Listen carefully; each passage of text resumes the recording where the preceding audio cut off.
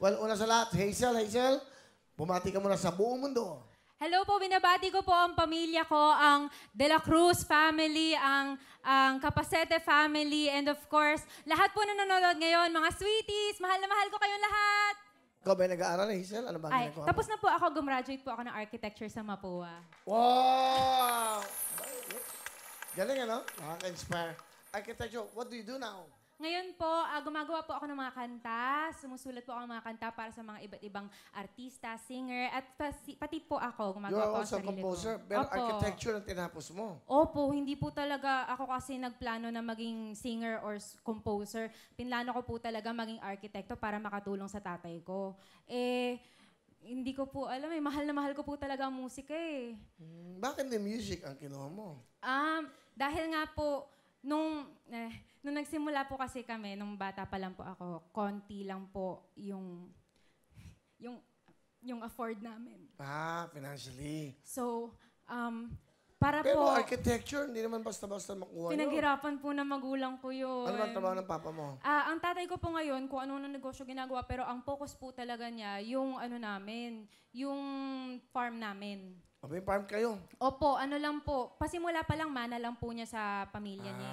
Pero yung mga pera po na nakukuha ko sa trabaho ko ngayon, tinutulong ko sa tatay ko para magkaroon na kami ng house. Dahil actually nagka-cancer po yung mom ko. Asan ang mami mo? Okay na po siya. Gusto po kasi namin gumawa ng lugar kung saan pwedeng kumain si mama ng walang preservatives yung pagkain niya. So kami po mismo. Farm. Dapat sa Opo. farm talaga. So kami po mismo nagpapakain ng Ilan kayo sarili magkakapatid? namin. 3 po. Gitna po ako. Ako lang yung babae. Bakit ka nag-viral? Ano ba yung ginawa mo? Nag-cover po, kasi po K-pop fan po ako. Halata naman po sa damit ko na po. Tapos, nagtatagalog po ako for fun ng mga K-pop songs na paborito ko.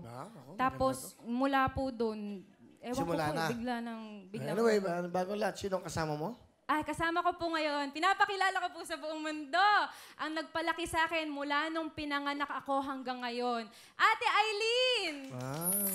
Magandang gabi po, Will. Bali ikaw ang yaya. Opo. Tama? Opo. Okay, wow. Ito yung iyong alaga. Hanggang ngayon, alagaan mo. Ano gusto mong sabihin kay Hazel? Ate, nagpasalamat ako sa iyo kasi tinuturing mo ako ng kamag-anak. Parang tunay mo sa akin. Ang turing mo sa akin parang ate, natutuong ate. At the same time, para na rin akong nanay sa iyo dahil tayo lagi na iwan sa bahay.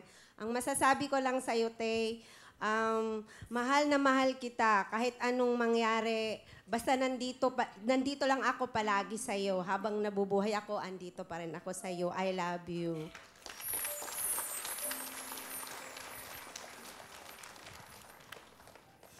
Ate, maraming salamat. Dahil pinalaki mo ako. Salamat po. Ikaw nagpalaki sa akin. Pinrotektahan mo ako nung maraming mga nambubuli sa akin. Ikaw lang nagkaroon ng maraming beses na pakiramdam ko ikaw lang yung kakampi ko sa buong mundo. Mahal na mahal kita. Thank you. Bigyan mo nga ng jacket si Yaya. Salamat po. Maraming salamat po, Willie. Okay. Sa mami mo at sa daddy mo. Salamat po. Dad, kahit kailan, hindi ko kayo biniblame. Kung lagi kayo nagtatrabaho dahil ako po, alala ko nung banig pa lang ang nilalatag natin para makatulog tayo ng parang mga sardinas. Hindi ko po kakalimutan yung paghihirap na ginawa niyo para lang makapag-aral ako. Daddy, alam ko, sinabi ko sa'yo, pagbubutihan ko sa school para hindi ko na kailangan magbayad ng tuition. Pero sabi mo sa akin, kasi responsibilidad ko yan bilang ama. Nabayaran ng tuition mo. At kahit kailan hindi ko kakalimutan yun, tutulungan kita sa negosyo mo para may buhay na masaya kayong pamilya ko. Mahal na mahal ko kayong lahat. Okay, thank you. Thank you, Yaya. Thank you, Hazel. Nasa may luha mo, ha? Apa. Wala pa ako nakitang K-pop na umiyak kaya. Okay? Ayan. Yan, smile, ha? Hazel, meron kang 10,000. Thank you, Hazel. Salamat, Will. Salamat Salamat po.